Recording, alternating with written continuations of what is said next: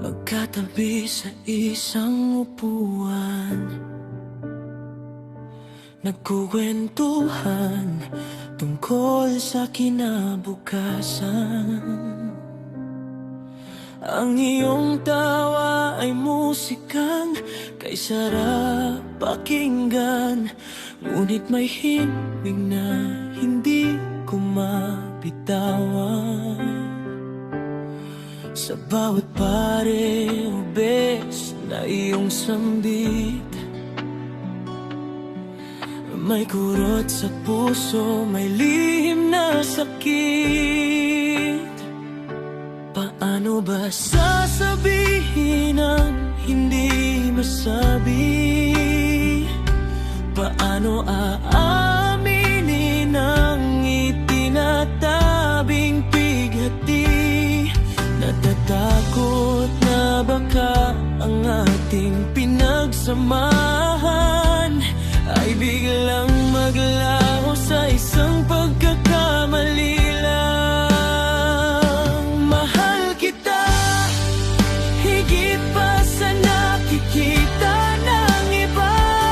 Mahal kita, kahit ang mundo'y tila hindi handa. Sa likod ng bawat biro at malokong ngiti ay isang pag-ibig na sa dilim lang nananatili. Sapat na ba sa akin ang maging anino mo? Hanggang dito na lang ba ang tinitibok ng puso ko?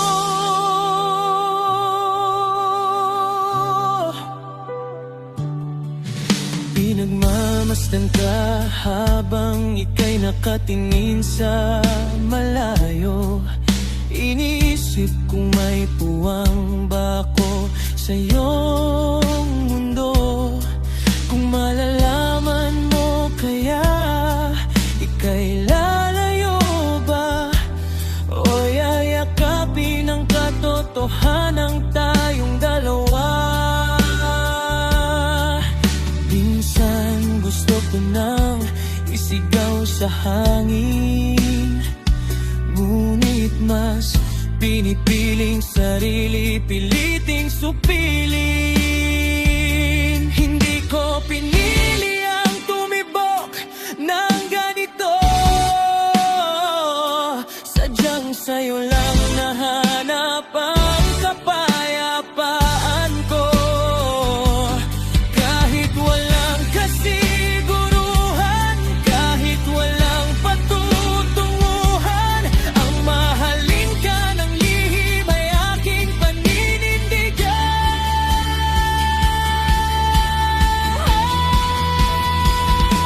Mahal kita, higit pa sa nakikita ng iba.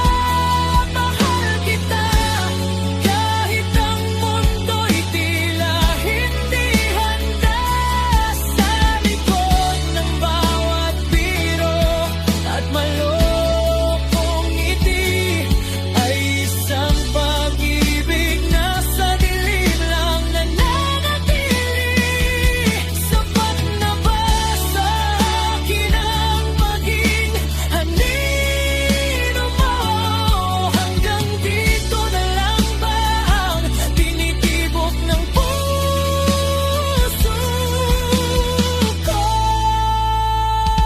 Sa susunod na natagpo ang ating mga mata, muli akong nangingiti, muling magpapanggap na wala. Hanggang sa dulo, hanggang sa huli, ang pag-ibig na ito'y sa akin na lang muna. Mananatiling lihim, mananatiling tapat.